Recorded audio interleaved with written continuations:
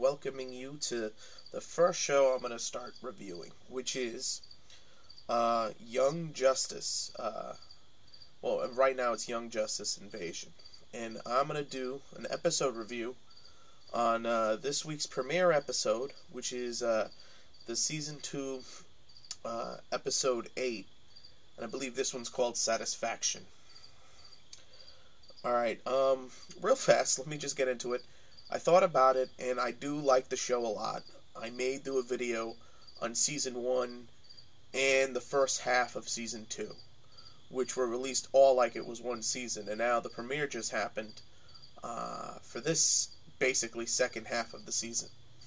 And, yeah, I think I might just put out a video in the next few days or so, just to talk, just to discuss what happened before.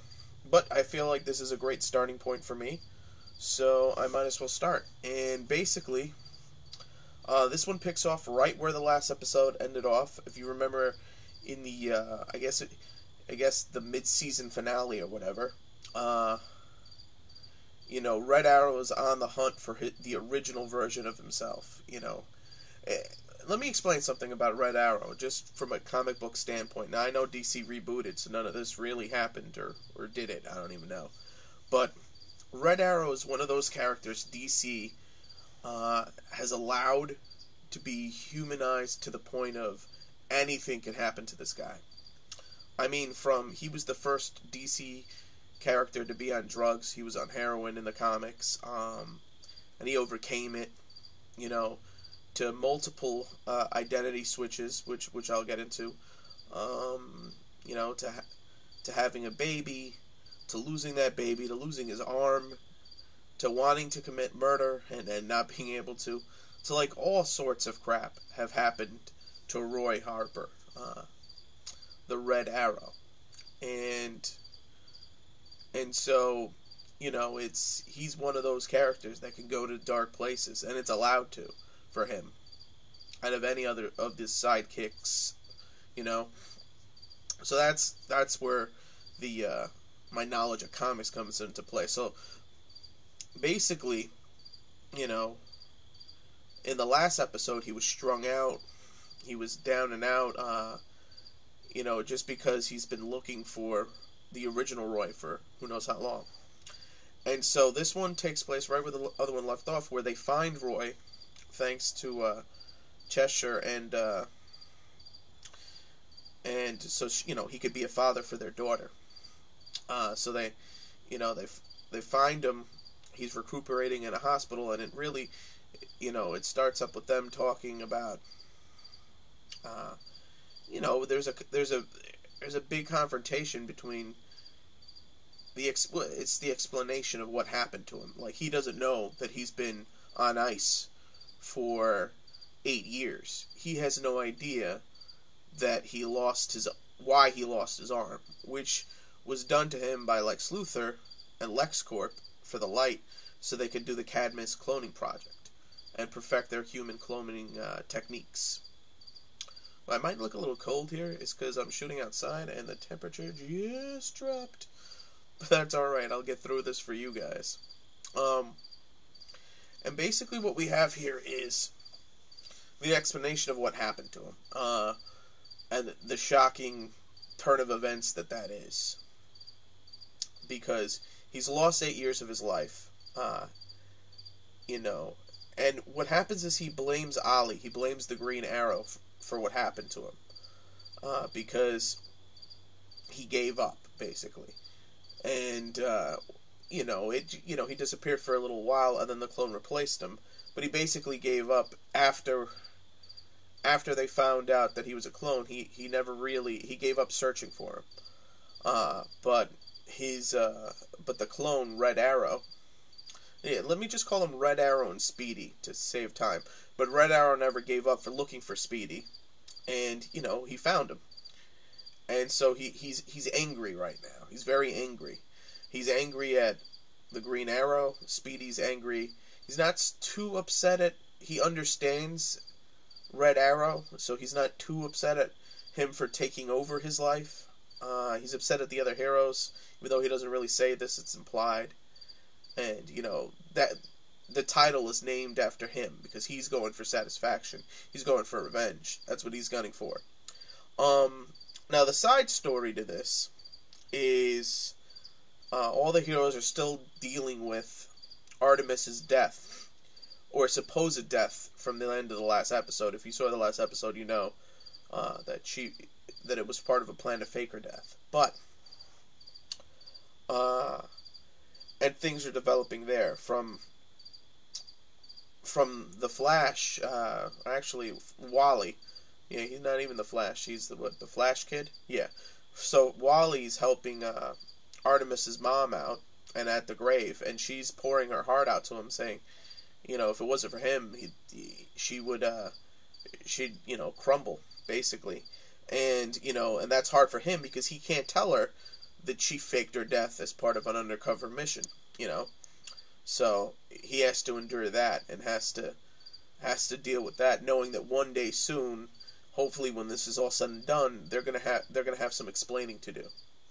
And then the panel zooms out and you see Sportsmaster, who's Artemis's dad, and Cheshire, who's Artemis's older sister, and she's holding Roy's baby, or the Red Arrow's baby too, saying that because the son of Black Manta basically killed the daughter of Sportsmaster without permission or even a heads up that this was going down, this now means war. So that's something that's probably going to develop in the next episode or so, which is cool.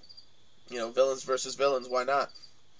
And so these are the competing plots. You have the main story, which is dealing with pretty emotional stuff and revenge, and you have this other story where the characters are dealing with it, but it then blends itself into some comedic relief, which is one of my favorite parts of this episode, because it does go back and forth rather well. The animation in this is for American shows, when they once they back a certain type of animation, it's only getting better. It doesn't get worse.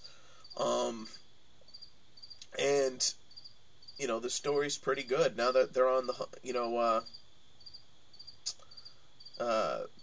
they go back to the you go back to the happenings at Speedy's hospital room, and both Red Arrow and Green Arrow go to the chapel, and Red Arrow talks to Green Arrow and says, listen, he's just pissed, but and he has a right to be angry, but he didn't mean the negative things he said about you. He still needs you. Go back in there. And so when they go back, they see he's gone. And again, now he's gunning for, he's going to get some stuff to go after Luthor. Because, this is all Lex's fault. So, he knows about, there's only one weapons cache that Green Arrow still has from the old days. And so that's where he goes. And it's cool because you get to see, you get to see the computer messing up because there's at one point Speedy's in there and he's arming up and getting ready for battle, and he even puts on the Speedy costume, and Red Arrow tries to get in, and the computer has an error because according to the computer the Red Arrow's already in there, and so they try to stop him. He ends up blowing up the weapons cache and bounces with a bazooka and a couple of other things in his arsenal. And so, it goes on, and then you flash to the other side story, and it's Magan. She's sitting down, and it's a bridal shower for Rocket, I believe. Yes, Rocket. She's getting married, and so they start handing out the presents.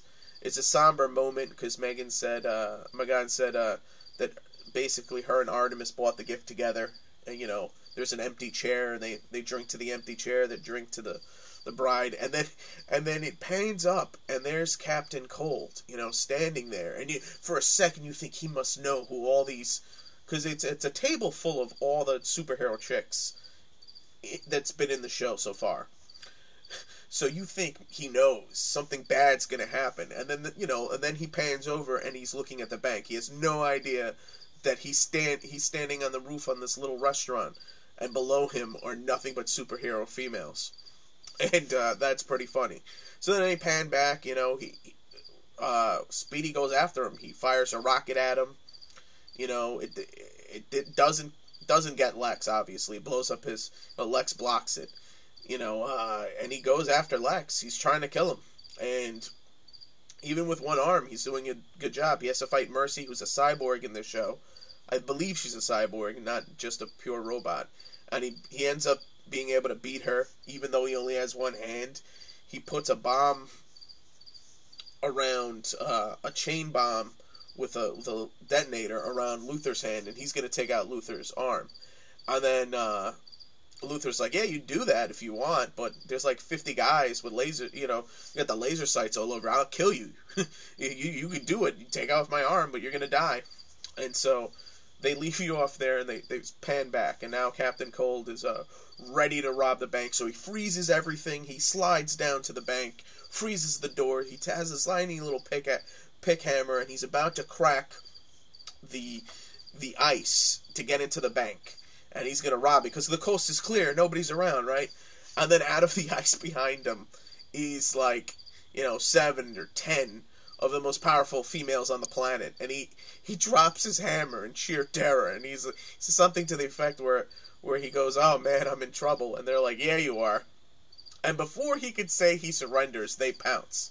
And I gotta tell you, the funniest thing in the episode, I was cracking up when I saw it. It's just like, oh man, dude, I felt his pain. You know what I mean? I felt his pain through the screen, even though he was a cartoon. I felt it. I was like, oh, dude. Oh, man. Why couldn't it have just been the Flash or something? But then it goes back to the more serious side. And Luthor has something in the case, and he goes, you could do this. We could go down this path, man. But ever since I knew you were out, I've had this ready for you. And he's like, what's this? He goes, well, you can see, maybe you can get some satisfaction. And, of course, I know from the comics that the old comics that when Roy Harper lost an arm, he gained a robotic one. So I knew it was a robot arm in there. And he decide, the next thing you know, there's probably a commercial, I think, and you see Red Arrow and Green Arrow getting there just too late. There's explosions, and you're like, oh, did he kill Lex? And he didn't. He's like, instead, he got some satisfaction, and when he opens it up, it's a new arm that's super powerful, and it's supposedly a step up from the one Mercy had. And so he goes, from now on, I don't like the name Speedy. Speedy died like 8 years ago. You can call me Arsenal. And of course, we knew, again, with the history of Red Arrow, you knew what his name was going to be, because he started as Speedy, then he became Arsenal, then he became Red Arrow, then he went back to being Arsenal, and all before the restart of DC, which one day I'm going to do a video on that, and it won't be a fun one. But, so what do I got to say about this episode? It had the comedy elements, which I like. It had plenty of action.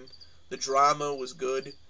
I'm going to give this a 4. I wouldn't say it was a 5 because it was really too focused on too few characters. I do like a slightly bigger story. Well, not even bigger. I wouldn't say that. I'd like a little more action, And Red Arrow for me, or Arsenal, and Green Arrow, I like these characters, but they're not my favorites in the show. You know what I mean? Although I do like to see where every character is going, it's not one of my personal favorites. Is the only reason why I wouldn't say it was like a 5 out of 5 or something. So right now I'm gonna say this episode was about a 4. It's really good.